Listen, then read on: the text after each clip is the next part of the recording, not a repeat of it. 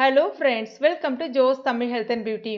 தொப்பையை குறைக்கிறதுக்கு பலரும் கடுமையான உடற்பயிற்சியை தினமுமே செய்து பார்ப்பீங்க. ஆனால் அப்படி இருந்தும் உங்களுடைய தொப்பை கொஞ்சம் கூட குறைஞ்ச பாடு இருக்காது.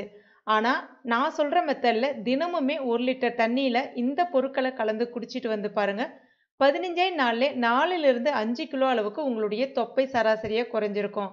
அது மட்டும் இல்லாமல் நான் ஏற்கனவே ஒரு மஞ்சள் டீ வீடியோவும் போட்டிருந்தேன். அந்த வீடியோவை நிறைய பேர் ட்ரை பண்ணி பார்த்துட்டு எங்களுடைய தொப்பை நீங்கள் சொன்ன அளவுகளே குறைஞ்சிருக்குன்ற மாதிரியும் கமெண்ட் பண்ணியிருந்தீங்க. அதை படிக்கும்போது ரொம்ப சந்தோஷமாக இருந்துச்சு. அதே மாதிரி தான் இந்த டிப்ஸும் நான் சொல்கிற மெத்தடில் நீங்கள் ஃபாலோ பண்ணுங்கள். நிச்சயமாக உங்களுடைய தொப்பை கணிசமாக குறைய ஆரம்பிக்கும். இதை இப்போ நம்ம எப்படி செய்யறதுன்னு பார்க்க ஆரம்பிச்சிடலாம். நான் இன்னைக்கு இந்த டிப்ஸை 1/2 லிட்டர் தண்ணியில் செய்து காமிக்கிறேன். இதை நீங்கள் அப்படியே 1 லிட்டர் தண்ணியில் அளவுகளை கொஞ்சம் டபுளாக ஆக்கி செய்துக்குங்க.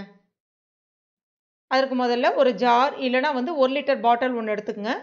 அதில் புதினா இலைகள், நல்ல ஃப்ரெஷ்ஷான புதினா இலைகள் நல்ல பொடிசாக கட் பண்ணிக்கங்க. சரியாக ஒரு 10 இலைகள் அளவுக்கு சேர்க்குறேன் 1/2 லிட்டர் தண்ணிக்கு. இப்போ அதை இது கூட சேர்த்துக்கலாம்.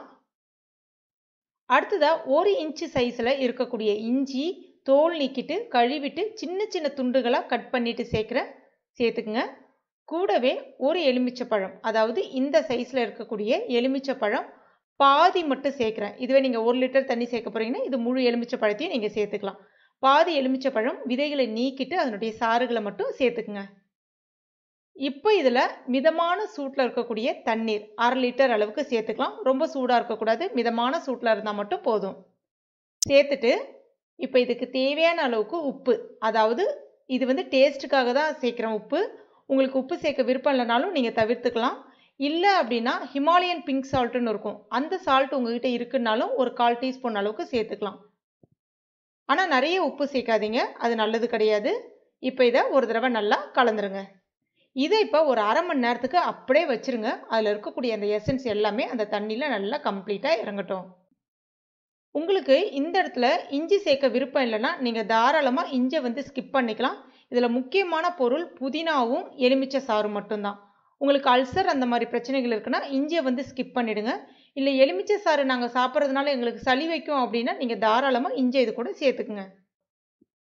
அதுக்கப்புறமா இதை எப்பெல்லாம் உங்களுக்கு தாகம் எடுத்தாலும் சரி, இல்லை சாப்பாடு சாப்பிட்டதுக்கப்புறம் குடிக்கிறதா இருந்தாலும் சரி, எப்போ வேணாலும் ஒரு நாளைக்கு எந்த டைமில் வேணாலும் இதை நீங்கள் குடிக்கலாம்.